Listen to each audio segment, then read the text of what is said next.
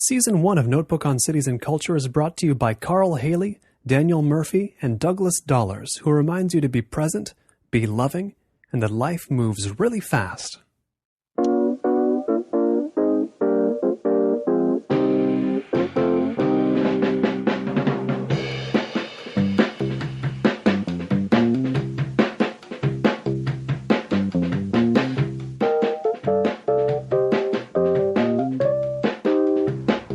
So we're sitting on a patch of green asphalt with brighter green dots on it. And there's tables set up. We're at the one purple table. It's a street, but at the same time it's not a street. Where is this?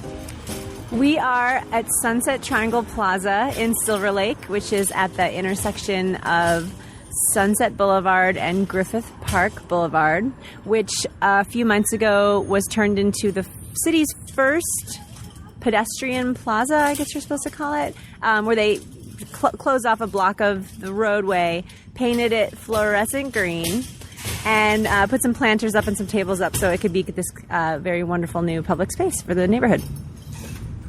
It's Notebook on Cities and Culture. I'm Colin Marshall, speaking today at the Sunset Triangle Plaza with Alissa Walker, whose writing you've probably read if you've read about design in Los Angeles or even architecture in Los Angeles or walking in Los Angeles, using public transit in Los Angeles. She has her writing mind in all of these areas. She even wrote an article for The Weekly on Sunset Triangle, where we are. You can go to her website at gelatobaby.com and you can find, I'm trying to summon now all the venues she's written for. Besides, The Weekly, there's Good, there's Details, there's Dwell, there's Wired, I kind of gave up hope of memorizing every place you have written for. But let's say this, what do you consider what's an ideal subject for you to write about? Was Sunset Triangle one? It was, mostly because I live a few blocks away from here. It takes me about 4 minutes to walk here. So it was something so big for the city, and it was so great for me to see it happen in my own neighborhood and to see a lot of the challenges surrounding it. Of course, I'm a huge supporter of it. I want streets to be open to things other than driving, whatever it shall be. But seeing how people reacted to a street being closed and parking spots being taken away was eye-opening for me, to say the least. And I think, a few months in, I really was more interested in not as much what it looked like, but how people use the space. And as you can see, as we're sitting here right now, all the tables are occupied. People are on their computers. You can use the Wi-Fi at the coffee shop that's right in the middle of this little business district. There's a farmer's market that's setting up in a few hours. 10:30 on a Tuesday, we might add, as well, and they're Exactly. all full. Yeah, it's early, and it's not even nice outside. It's kind of gloomy. There's a basketball hoop that people are playing basketball at almost every day. There's been little gatherings that have been held in the park here. So I think that's the more interesting thing that we'll notice, and that's what I'm more interested in looking at. And only time will tell. There'll be more and more things that will pop up in the plaza. And I wonder, reading your article in The Weekly about this place, Sunset Triangle, it seems like initially most of the talk was about how can you close off 50 yards of street. You know what like? It's not a long stretch of street, but that was evidently considered by some to be a nearly impossible thing to do. Why? I just think it's that mind shift that a lot of Angelenos aren't prepared for. We're used to being able to get anywhere we want to go at the time and the moment that pleases us. We don't think there should be traffic or closed streets or parking not available to us. And I think that's something we're starting to face. That's our utopic vision, I guess, of the city. And what we're starting to see is that you can't actually get from one side of the city to another when you want to be there. There probably is not a place to park when you get there. You have to drive around in circles.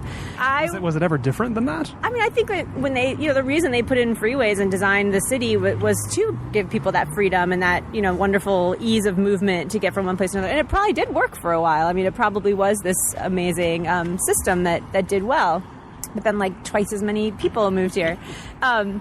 And we're just realizing that's not a sustainable model. So I guess what I want people to see is if they see this plaza, it's kind of symbolic for, oh, maybe I will go walk there instead of driving and parking at the farmer's market. Maybe I could ride my bike there. It's kind of changing people's minds through this little intervention that's happening, in the middle of I would say it's already a pretty walkable neighborhood. Like a lot of people here do walk.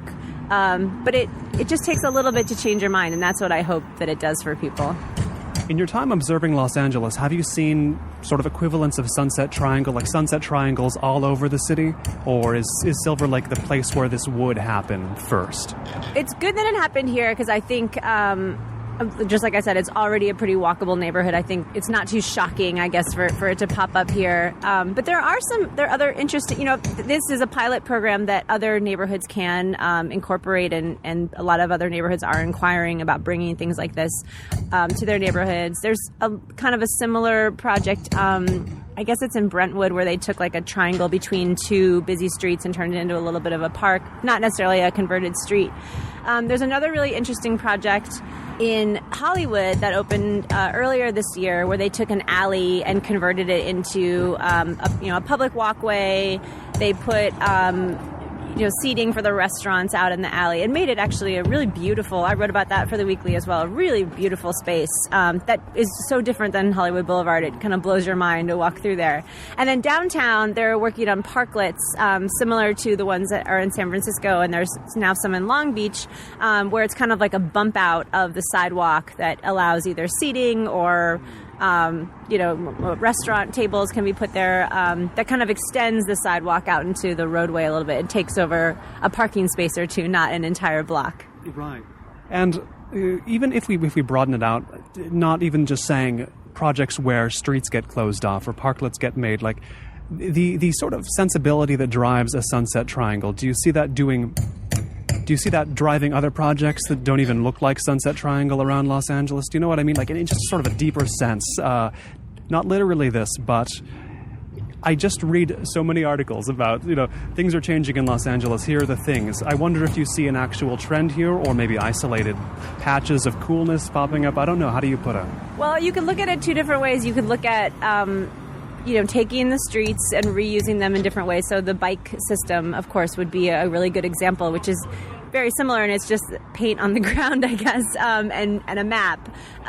So like the bike plan that's being implemented, and we're getting some protected bikeways in the city. It's kind of changing the way that the road is used and changing the patterns of movement on the road. But then you can look at something like Ciclovia, which is temporary, but it's the same spirit of just looking at a different way to get around the city, looking at a different way for people to come out and experience the city. There's going to be a lot more of things like that are going to be popping up. And those are two pretty big examples that you go around the city and notice. But just in the sense that designers and architects and artists are really interested in changing the way that the city looks without making huge, expensive physical changes, but going out and doing these little guerrilla interventions, and just putting paint on cement can make such a big difference. Or there's been a lot of talk lately about making bus stops more attractive and more of these landmarks. Shouldn't be hard to do. Exactly, right? Yeah, it can't. I'm looking at the one across the street that I hate. I have to wait at all the time. But making these more of landmarks for the community. There's it's just a horrible precedent for the way that we devote so much money to rail and make it these gorgeous cathedrals to transit, and the bus system is completely ignored. I wonder how much of all this is underpinned by the idea that we'll be spending more time not in a car in Los Angeles. It seems like that's a unifying idea for much, or maybe all of this. That's my unifying idea. Me, you don't have one, so there's that. I personally have felt that my life has benefited in so many ways from getting out of a car and choosing not to drive. And I think it is part of just that it's becoming so frustrating for people. They're sick of being in traffic. They're sick of living far away from where they work. They're sick of looking for parking or paying for parking. So it's kind of, there's that fed up thing. And gas prices help that, of course. When they go up, everybody gets mad. But when they go back down, maybe people forget and they go back to driving just like they were doing before. But I do, and people do ask me, like, well, what's proof? Like, what's proof? And I just look at the amount of people that, when I ride a bus or when I'm on my bike, that are other people that kind of look like me. And I'm not saying that it's you can tell it's people who do have a choice, who have income, who have nice clothes, and they're dressing to go to work, and they're commuting on their bike, and they're going on the bus. And the reason I love the bus is because I interact with a lot of people who aren't like me, and that's the reason that I do it. And I love meeting all these different people from the city. But when I know that it's actually changing is when I start to see people who obviously, are not trapped in the public transit system because of financial reasons. They're actually doing it because they want to. I'll quote friends who put it even more bluntly. We'll put it on them. I often, when I talk about riding the bus or train somewhere, they'll often say to me, "You were the only white person on there, right?" Yeah. And by that they mean non-homeless white person, non-enfeebled white person. And I hate to put it in these terms, but I really... The racial segregation still seems pretty stark on a lot of the transit here.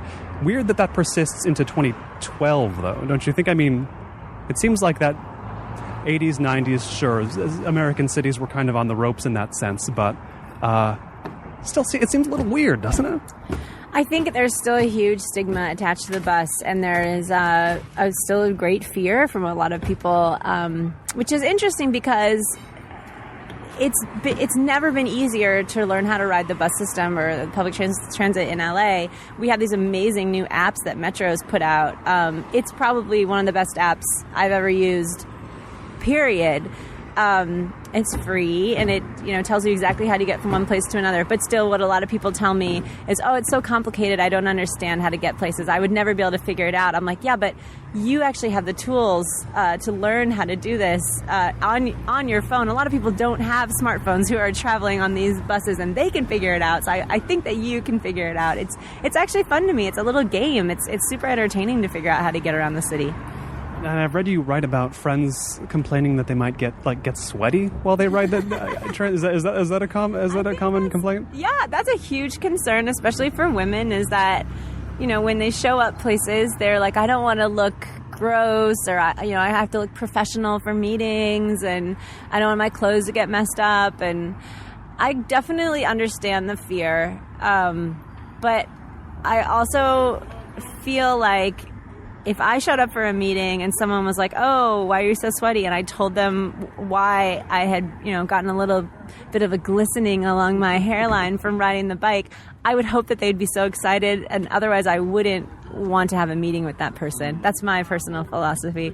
And it just takes a few minutes to mop yourself up when you get to a place anyway. But I think it is true. It's like rethinking your clothing and your shoe choices, and you might have to make some exceptions for your fashion for that day. But that, again, that's an exciting thing for me to learn about. I really tried to change the way that I dress so I can, at any time, and pick shoes that any time I could, I might have to walk a mile, or I might have to jump on a bike, and that's okay with me. Right. And you've spent time in New York as well. I mean, are they just acclimated to that mindset there, or is there something different about life there where they just do what they were going to do anyway, dress how they were going to dress, and get around the way they get around in New York? I just think it goes back to the mentality of what people moved to LA for in the first place. I know New Yorkers that came here and talked about how, I came here because I wanted to drive. I was sick of carting all my stuff around for the whole day and 10 messenger bags. So I do think it's and feel free to use the city any way you want. If you want to drive, that's great. It does not bother me. I'm not, anti-driving or wearing high heels everywhere. I think that's great.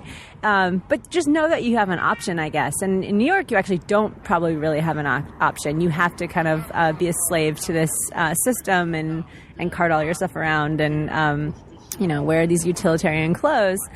But here, I really think, like, our weather is so much better. Like, we have all these other freedoms. You know, you can probably walk around or ride a bike or wait for a bus almost any day, and you're not going to get too messed up. You're going to be in pretty good shape. It's a little sunny, I suppose, is the only complaint. But I actually think it's less challenging than it would be in New York. Now, how long have you been observing Los Angeles? You've been here over a decade, right? What brought you here? I came here pretty much on a whim. I was looking for a job in advertising right around 2000, and as you know, that was not the best time for the advertising industry. It goes in waves. Never seems to be the best time for advertising. So I was looking at jobs in San Francisco, in New York, and Portland, and was not getting any offers of employment. Everybody was laying off or shutting down. And so I came here because there were still quite a few opportunities. LA doesn't seem to, we don't suffer the same like economic upheavals as other cities. We seem to weather the recessions a little bit better. And there were some opportunities here. So I ended up just moving here thinking I'll come for the summer, take a freelance job, whatever, and move on to one of the other cities that I really wanted to live in. And then 10 years later, I was still here. So what I guess was Los Angeles to you then? You said there were cities you really wanted to live in, maybe the Portlands or the San Franciscos of the world. But what arriving here did you actually see around you? I mean, what was the immediate sense of what this place was when you got here?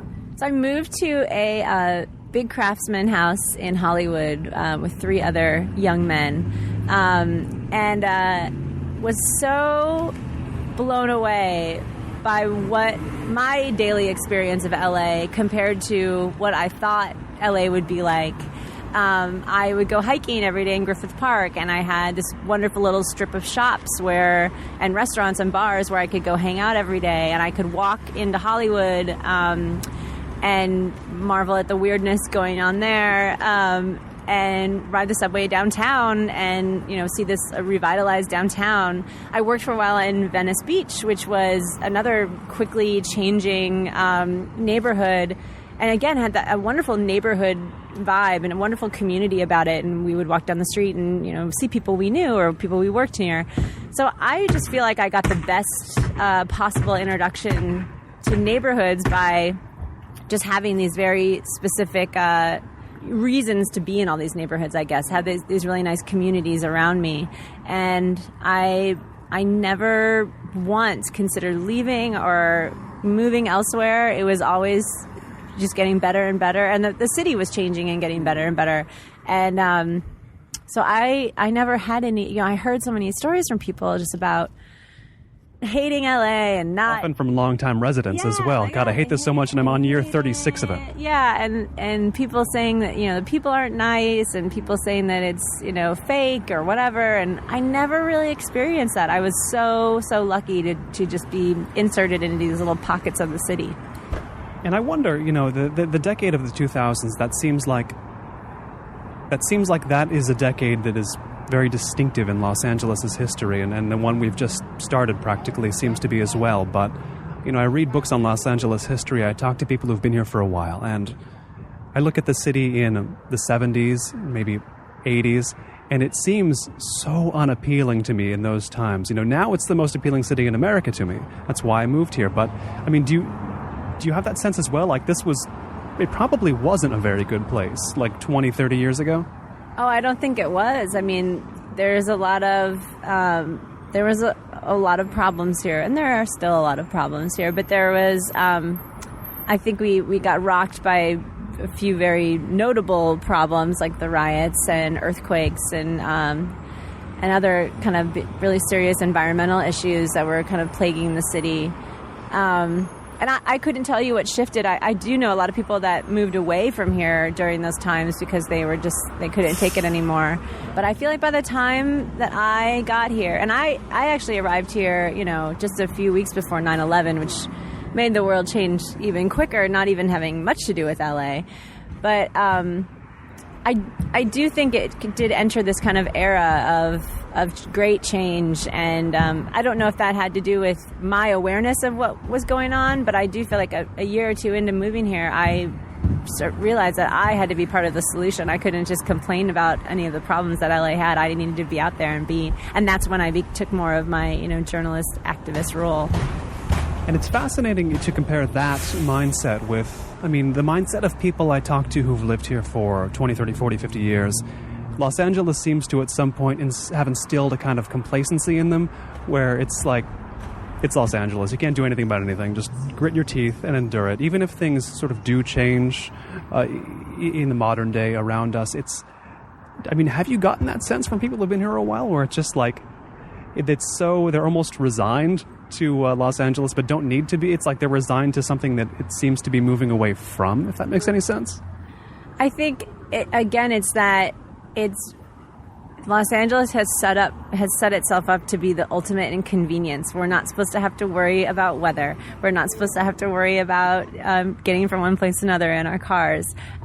It's pretty affordable to live here. It's not a huge challenge to find a pretty decent place to live. Sounds like the boosterist slogans of the 1910s, when the city was built. Exactly, on all the great produce crates. And they would, these are kind of like the slightly good mottos for the city or something, the pretty good pitches for the city. But I think it's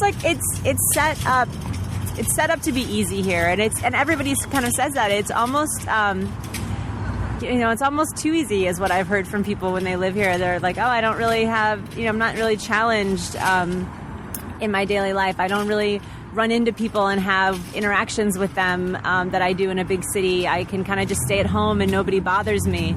And that is true. I wouldn't disagree with any of that. It's very easy to just put yourself in your little bubble and sit at home and, only go to the places that you want to go and only see the people that you want to see.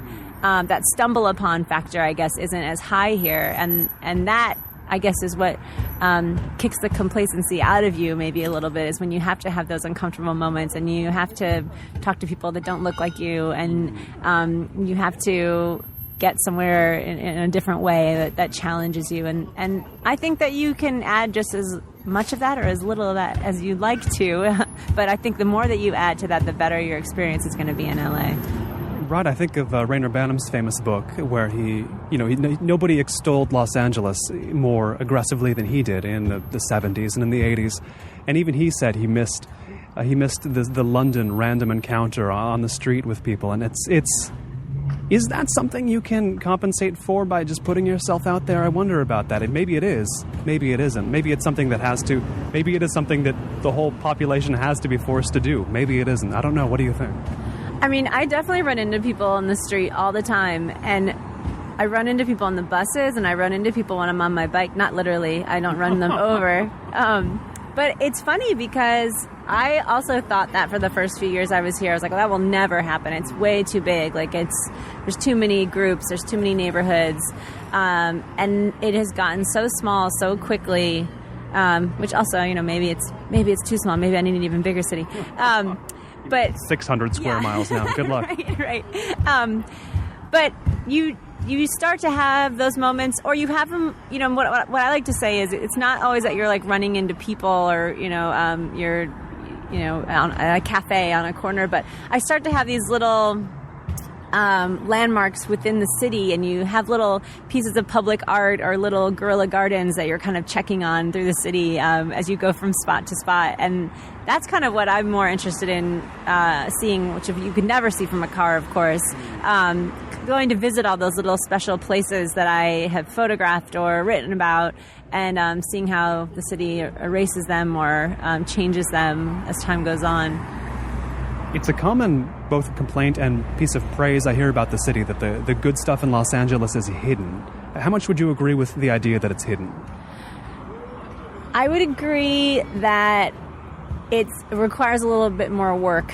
All we've talked about it is how everybody has to do more work, I guess. So you need to do more work. And I give people an example all the time when they talk about, they don't like looking at strip malls. LA's ugly is what everybody always, talks about. LA is so ugly. It's just strip malls and parking lots. The real stuff to look at, and the real things that are, which I love strip malls, and I love ugly parking lots, and I love horrible, signs.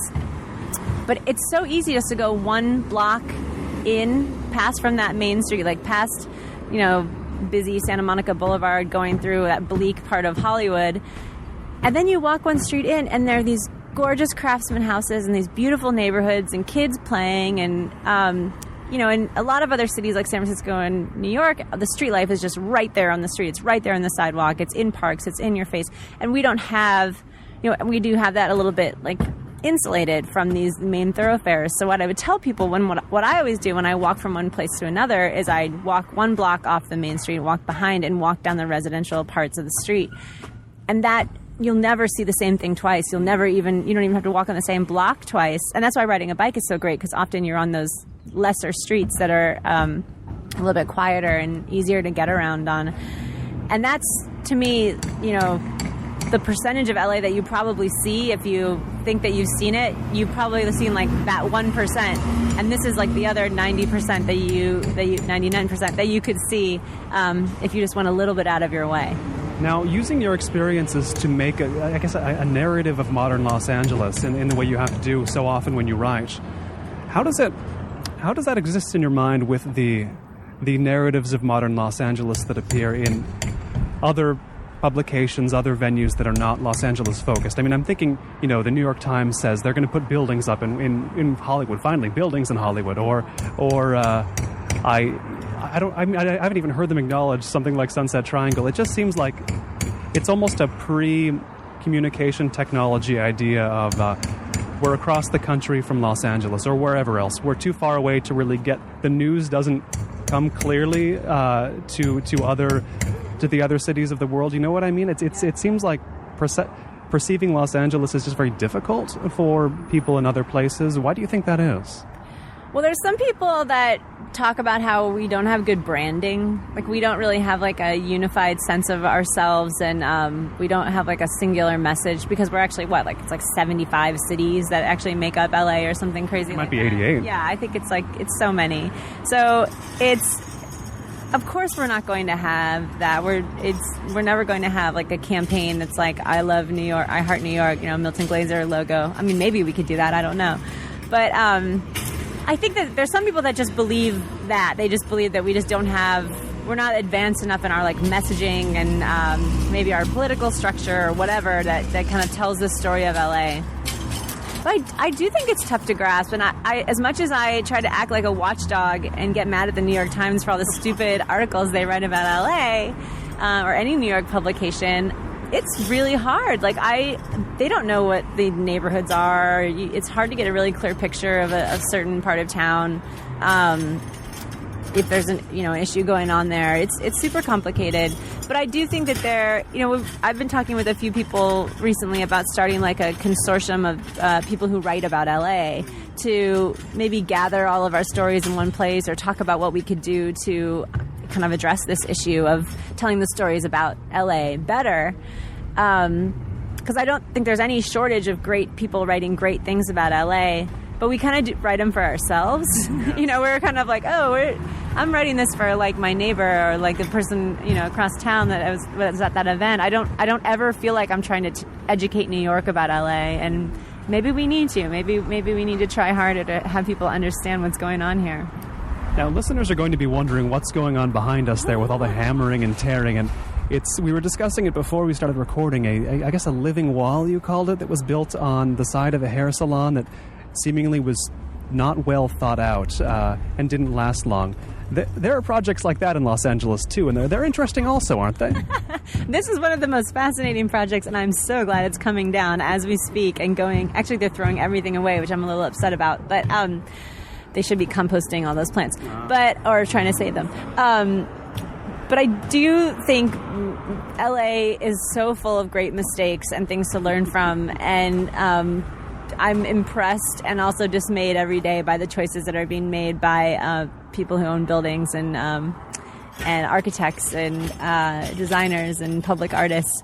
We're so open to just trying things. It's like a whole city of unofficial pilot programs right. Where we really do have the ability to change pretty quickly, and our architecture isn't set in one era or one look, and so the level of experimentation or trying something new is like outrageously, insane. Like, we just have the most exciting design and art and architecture community in the world, and business owners that it doesn't seem, as many stucco strip malls as we see around here.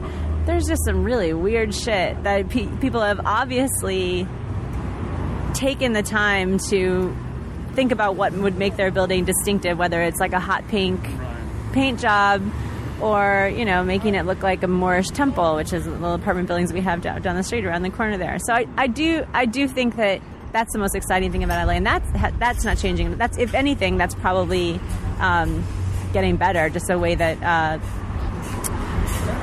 more architects and designers are being given a greater role in a lot of these new projects and restoring old projects.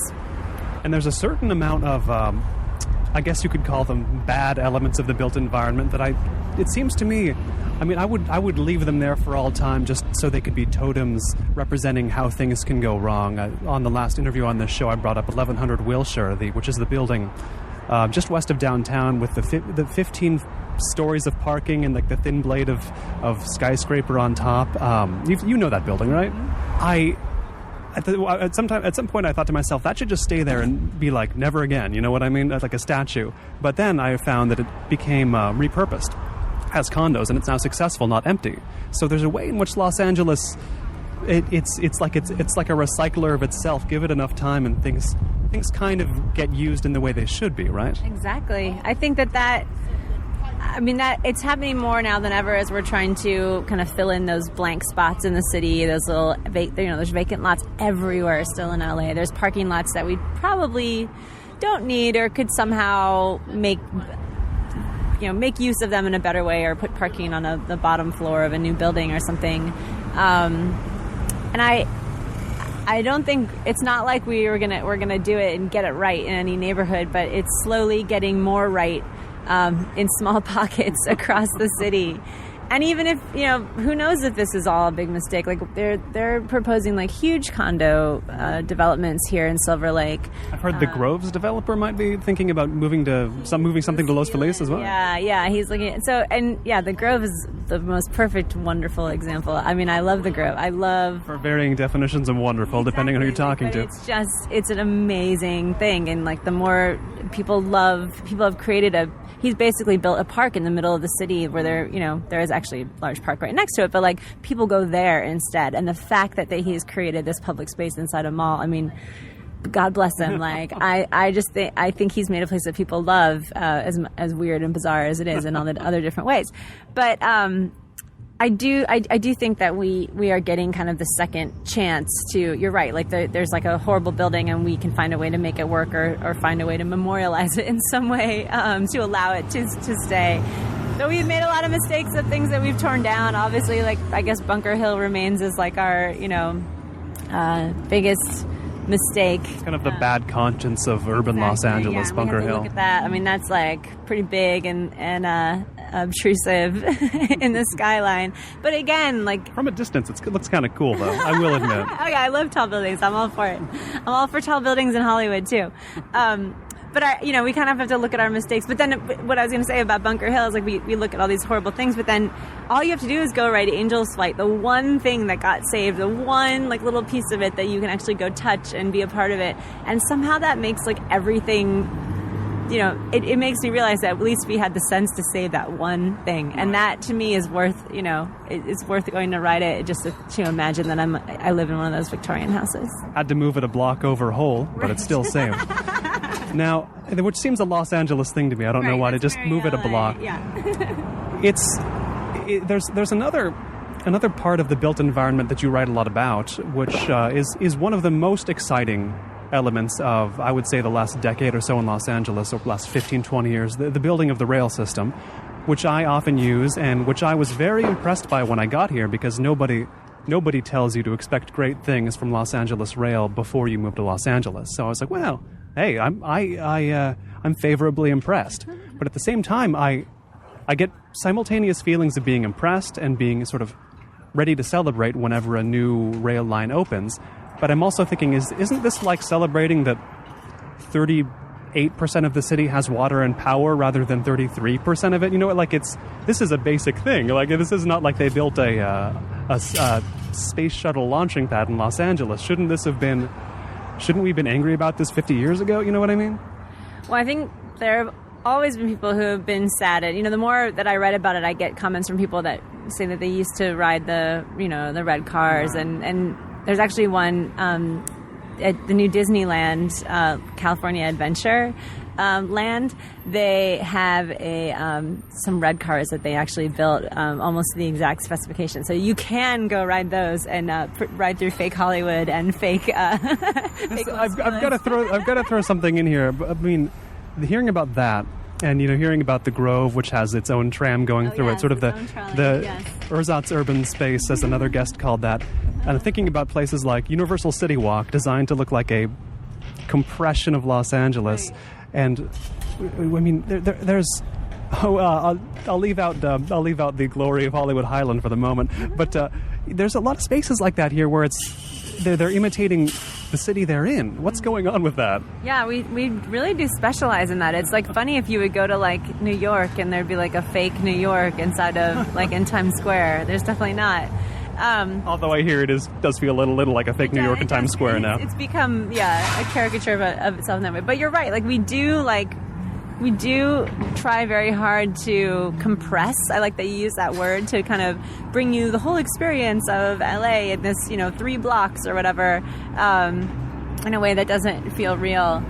And maybe that does come from the transit thing. I mean, maybe, our loss of this transit line, we used to be able to get from one place to another, like I was talking about before. You used to be able to easily it didn't feel like too far maybe from downtown to the beach. Like I think you could take that one where the Expo line is going, you could ride to Santa Monica in like 45 minutes or something. I don't know if that's true, but I think that's about right. And you will be able to do that again. But it is like craving those dense situations, I think, that people still want, and those little Main Street type situations of Disneyland and the Grove. And people want to walk. They want to walk, but they don't feel like they can walk or they're allowed to walk. And the streets don't give permission.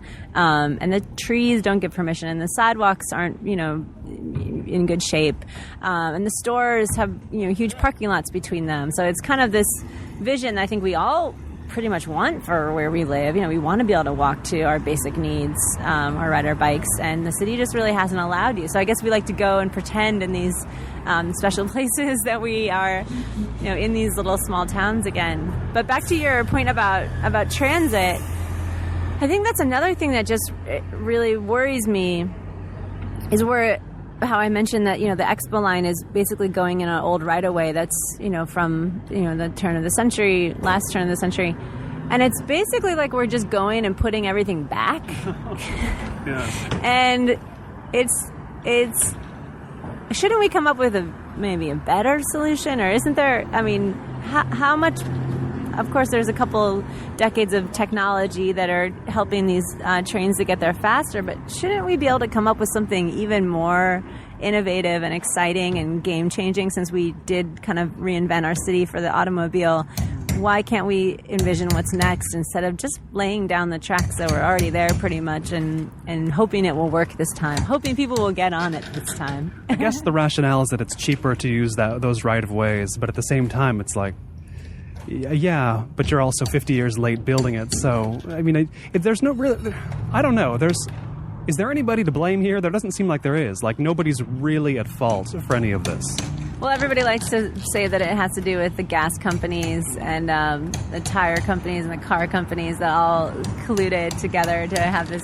I don't know. Just watch the movie Who Framed Roger Rabbit and you can get all They watched it too many times around here. That's the problem. You can get all your conspiracy theories you want. But I think it's just we're thinking... I mentioned like the app, the bus app, right? To me, that's like the most interesting thing it's for all public transit, but for me, that's like the most interesting thing to happen in transit. It's not like an Expo line station that you see from across the, neighborhood and you're like, wow, what is that? I want to ride that. That's a beautiful new train that will take me somewhere different. There's all these, invisible ways that the city is changing, or, maybe just small as no, maybe a bike lane isn't there on the street yet, but everybody who rides bikes uses a certain website, which there are many of them here, and knows that that's a good route to ride your bike on.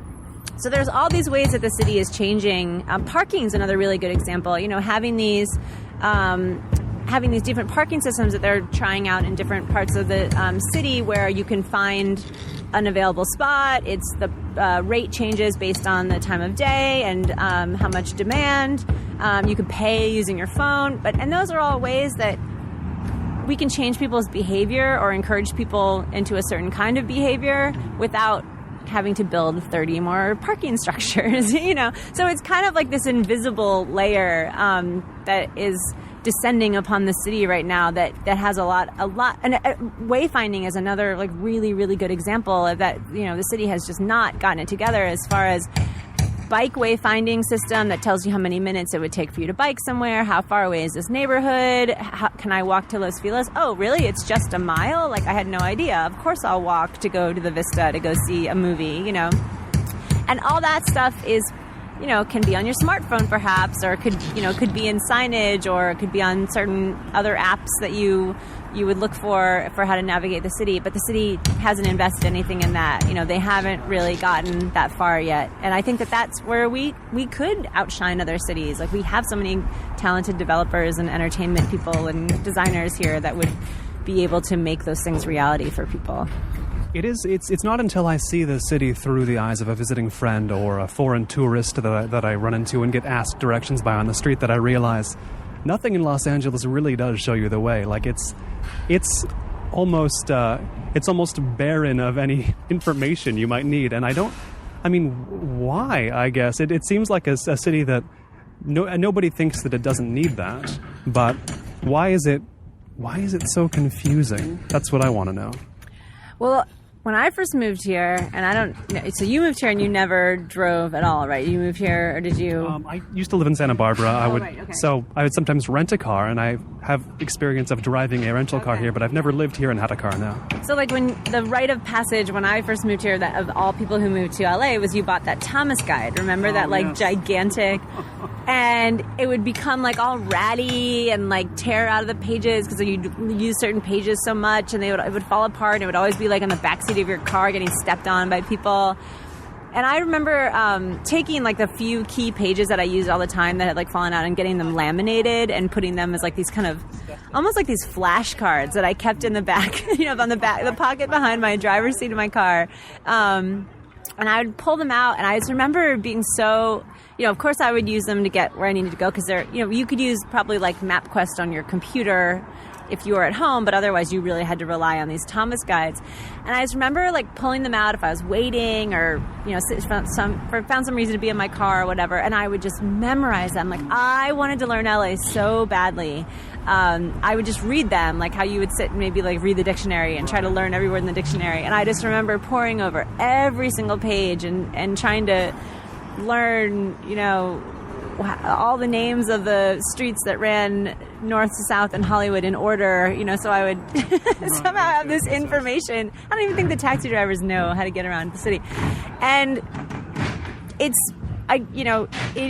is confusing. It was confusing, but just like I was saying before with technology, like that's going to make a real difference. We're not going to really need to know that stuff.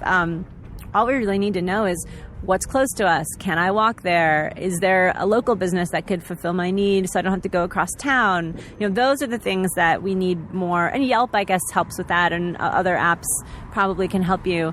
But that's the kind of stuff we need to make that, in that sense, LA is this like 21st century city, because that will help. We don't have a numbered grid of or landmarks that you can easily see from a lot of places in town. So that's going to help us greatly.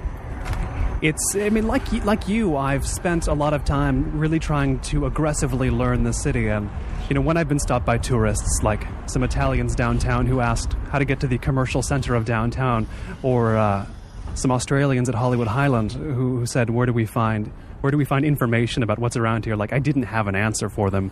I told the Australians they should go away from Hollywood Highland as fast as possible. I know you don't hate that building as much as many people do, but it can be maybe not the place a tourist go first. But I mean, I think of those. I think of those challenges. It's like the questions aren't. They're not even really putting the questions right. Like in a way that the questions should be asked about Los Angeles. Like there is no answer to those. It's not like those aren't there, but that's not what it is exactly. It's the wrong mindset. I mean, what are the ways that you, besides memorizing the Thomas Guide, have effectively used to mentally place yourself here? Do you just have to live in it and explore, or what can one do to really prepare their minds for Los Angeles? That's a good question. I think that I guess knowing, I always ask people, like, what do you want to see? What are you interested in? What is your passion, or what, and I guess a lot of people are interested in movies, which I'm not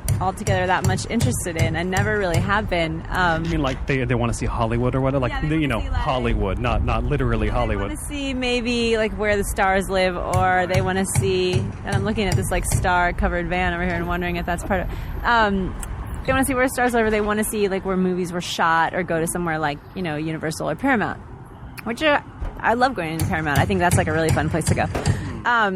But for me, I think how I started to access the city was through architecture, which has always been my, prime interest in any city that I go to. And it's always, who made this? Why did they make it look like this? Who lives here? Who uses it now? What, trials has it weathered in the city's history? And for me, that's always been the most perfect way to get into any city, to kind of have it be my starter kit. And for me, it was a lot of reading books about architecture, reading books about history of certain neighborhoods. There's a pretty good AIA book to some of the architecture. Nothing like the one that is in New York, which is kind of like a Bible, but there's a pretty good one here that needs to be updated. And right now they're doing something called Survey LA, where they're doing like a citywide census of all the every single building in the city, which is insane. And hopefully there'll be something that really beautiful that comes out of that, where people will be able to quickly learn about every building in their neighborhood, or go, visit the same buildings that one architect did, And that's how I really did learn a lot about the city, and is kind of through the makers of its built environment, and the people who made the decisions for why it looked like why it looked like what it did, I guess deciding who to blame for the problems that I encountered. But I think that's the best way for me. And when people come to visit me, my tours usually include, it's like an extended architecture tour that I take people on, because I think that that's kind of the best way to show it. In a broad sense, writing about design, what makes it more interesting to you? Because it seemingly does, to write about design as it shows up in the public sphere rather than design in the private one, if the grand way of putting it makes any sense. That's the only thing that interests me, is stuff that's accessible to the public. I used to write a lot about things that were ridiculously expensive and in galleries, and objects that you would own and put in your house. And artisanal chairs are a bête noire of yours as well, right? Don't get me started on the chairs. But I feel like that's kind of over, and it is, industry-wide awareness of that, which is kind of harkening back to the, mid-century philosophies about design. But it's just that design is for people, and it should be embraced by the masses, and created for the masses, and enjoyed by the masses. And I've really become only interested in a lot of design as a user myself. I want to be able to experience it, and that's why I love writing about buildings and streets and neighborhoods and sidewalks, because I know how to use them, and I get really excited about using them, and I want to show other people that, help explain the world around them and things that they might notice as they're walking around or biking around. So I've kind of, people send me pitches for things, like artisanal chairs, and I don't really care anymore. To this day, I mean, that strikes me as sort of a 2003 type. I mean, to take it to a very specific year. But I mean, in all seriousness, it does seem that kind of thing. Like, let's get a house in the most alienating place possible, a cool house, but it'll be really far away, and fill it with very expensive chairs.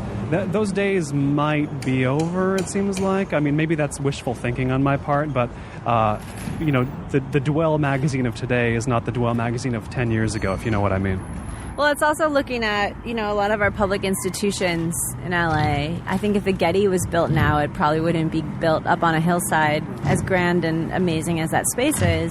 Look at the Broad Museum is going to be downtown, like right filling in one of those gaps where, we need that density.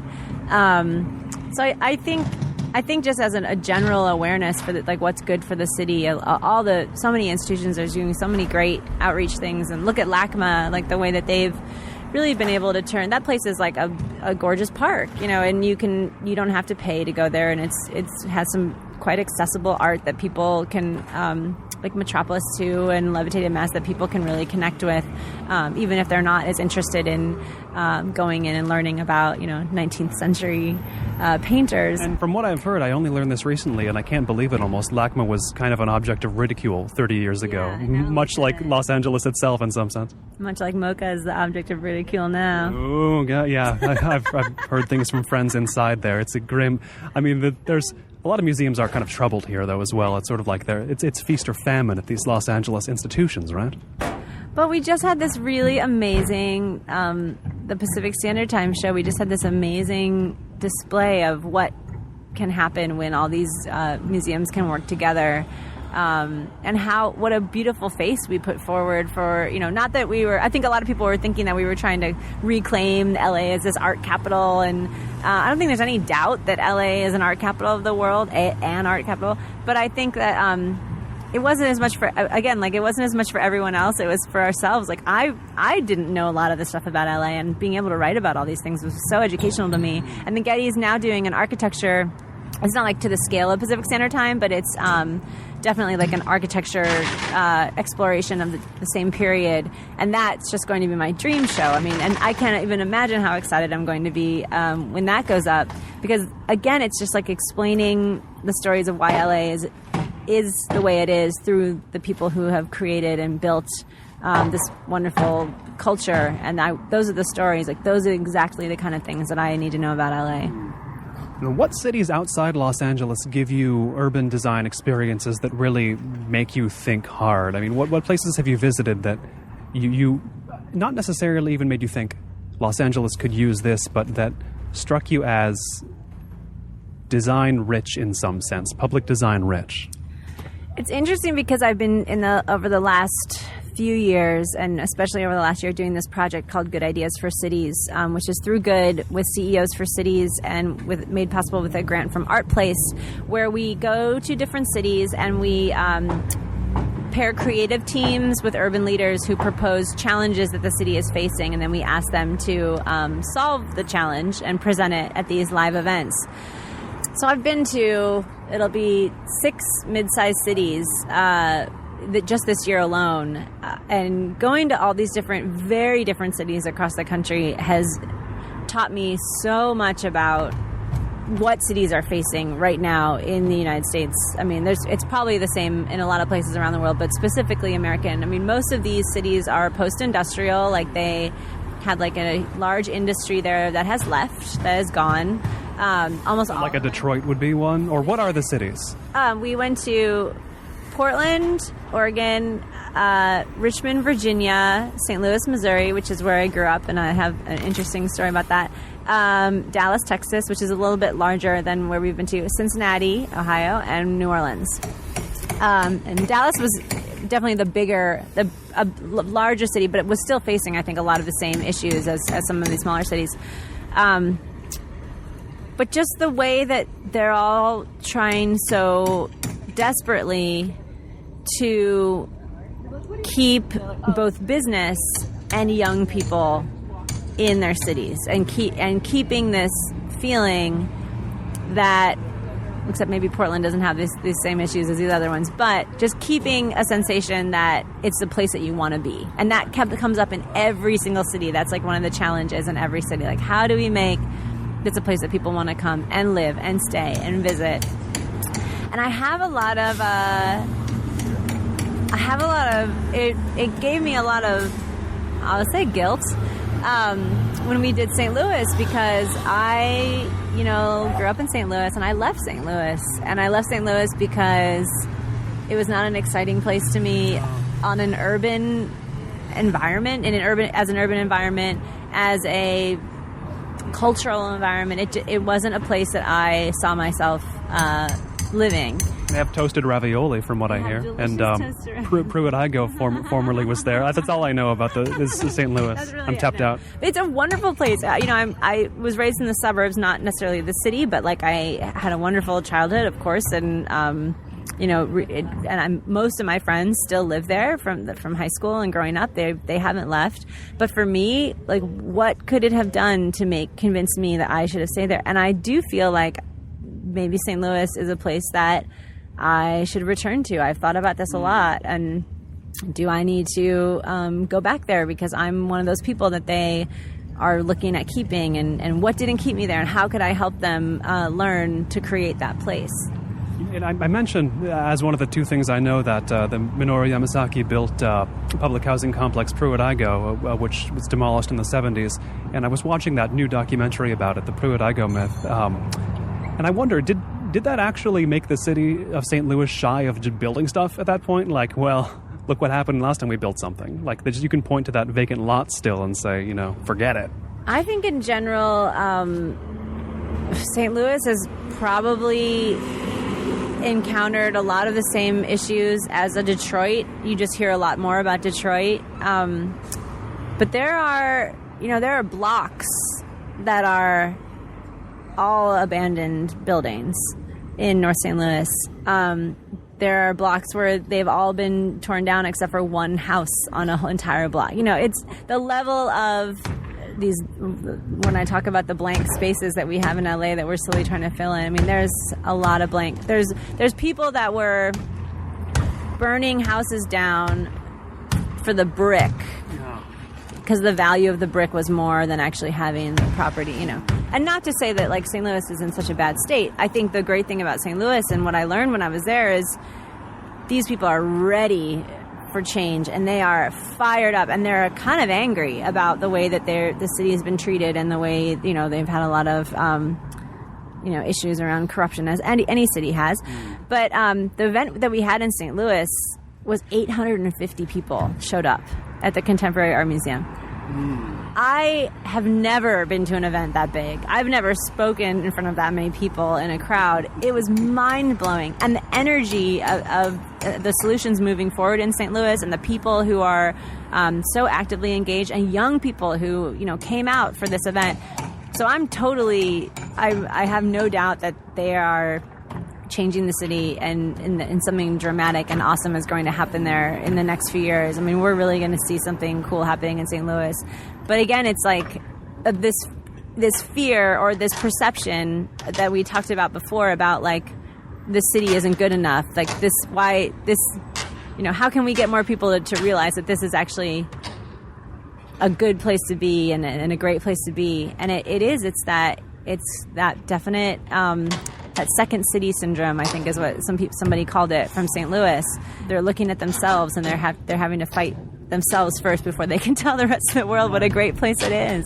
So you get the sense that the sort of young St. Louis residents of the world now want to improve their St. Louis's rather than just ditching it for New York or wherever? Is that seeming to be the trend? I'm definitely seeing that in just, in the limited events in these 6 cities that I've been to. New Orleans is an amazing example, and of course they had to undergo this horrific tragedy to be able to kind of get people in that mindset. But the amount of people that we are working with in New Orleans that just moved to New Orleans just after Katrina, I mean, these people are coming there because it's a city that needs help, and Detroit is the same way. We've seen so many stories about Detroit, and it's this idea of staying, going back or moving home. It's coming up so much in the way that different cities are marketing and coming up with campaigns or, incentives or all this stuff. They really are realizing that it's not as much like luring people who are talented from other parts of the city or other parts of the country. It's really, how do we work to keep this pride in people who are already here and have them stick around? I mean, I grew up in Seattle, but I ain't going back there. The relationship between the city and the suburbs is so toxic there that I can't be optimistic about Seattle. But tell me, what's interesting to you about American cities specifically? I mean, besides being from America, what is it about the possibilities of American cities. I mean, it seems like European cities don't need much or won't accept much in the way of change, or Asian cities don't need the help, they're growing so fast. I mean, what is it about the cities of America that is fascinating to you? Well, just a lot of those things I mentioned before. I mean, so many of them have, when we get these challenges, so many of them are facing the exact same challenges. And it's almost like what we feel like our role is with Good Ideas for Cities is to just kind of throw all these things up there and have one city contact another city and work together and talk about, what's worked for them or kind of the issues they're facing. Because it's almost like they don't talk to each other, and if they're facing, there's how many cities that we've been to are on a river, okay? There's like every single city has like this river that's been ignored, that went through this environmental, period where it was massively polluted, and then they started to clean it up, and now it's like, how do we get people to go hang out down there in a recreation area? How do we... Don't fill it with concrete, I guess, is the lesson exactly. I would teach from Los Angeles. We need to learn the most, probably. But it's like every city has a river that they want to fix up. Like, that keeps coming up every time. And it's really just about...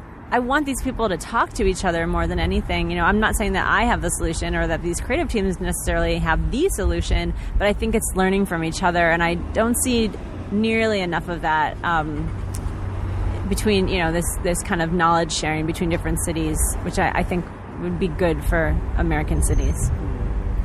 Now, when someone comes to visit Los Angeles and they're just exploring, what ideally would you tell them to keep their eyes open for? I mean, if you had a second and they said, what should I look out for? What should I be aware of when I'm going across Los Angeles? What's something you would tell them? Maybe not even the most important thing, but something they should watch for. That is such an interesting question, because I just wrote about this book, which is about, it's kind of made for tourists, like how to experience LA without a car.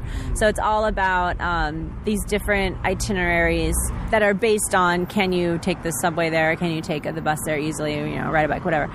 And it made me just think about highlighting particular stretches of streets instead of saying, because just like your Hollywood or downtown problem, like people go to a certain area and it's still very hard to understand where the stuff is that they're supposed to see, or like what they should be looking for. And I love the idea of like creating some kind of awesome map that is, color coded, like rates the streets, like block by block, like this, like right where we are. This is such a fun place for people to come. Now people are playing basketball. You can walk to tons of stores. There's lots of restaurants. It's very close to go to some great parks around here. So it's kind of like color coding the city. This is my dream of like, this is like a red. This is like not the nicest street. And then we would know to improve those, and then this is like green, like best street. It's like the bike maps where it's like suitable for biking, exactly. Unsuitable, don't even try. Suitable for tourists, not recommended for tourists, or, you might, it's not as, and not that it would be the most gentrified or, most, richest areas in the city. A lot of them would be really like amazing lower income areas, like in Boyle Heights, that have the most beautiful hand-painted signs I've ever seen and the best food in the entire city, so it wouldn't just be like that. So I guess what I would just look for is pointing out these particular stretches of streets, like places where you could walk for a mile or two and see, the most amazing things that you would want to see, and then jump on a bus and get to another part of the city and skip the parts that are maybe a little bit more monotonous or boring, although they're beautiful too. It's the idea of boulevards, like Chris Hawthorne is doing in the Times now. It's people haven't thought about that before, seemingly. It's about streets, not neighborhoods necessarily, perhaps? I do think that's both our strength and our goal. We do have these streets that are the center. We don't have a lot of neighborhood centers or plazas or things like that. But we do have these great streets that can get better, and that a lot of people are trying to make better. I've been speaking with Alissa Walker, writer on design, on architecture, and on the urban experience. You can find all her stuff at gelatobaby.com. Alissa, thanks so much for taking the time to come on the show today. If I can get the words out. Thank you. Thank you so much. This has been Notebook on Cities and Culture. I've been Colin Marshall. You can keep up with all of the cultural creators, internationalists, and observers of the urban scene on the show at colinmarshall.org. Thanks. And special thanks to the people backing this season, including Aidan Millman, Andy Cooney, Ben Bartley, Brian J. Dell, Doubt Us Artwork, Greg Bigelow, Greg Linster, Henry Coronan, Humberto Grant, James Faber, Jonathan McCalmont, Mark Larson, Matt Warren, Mia Muratori, Nicholas Croft, Paul Doyle, Ray McGuire, Rob Montz, Robert Foley, Roberto Medri, Samuel Hansen, Sean Dudley, Small Demons, Stephen Ingles, Steve Himmer, TSD, and Wayne Wright.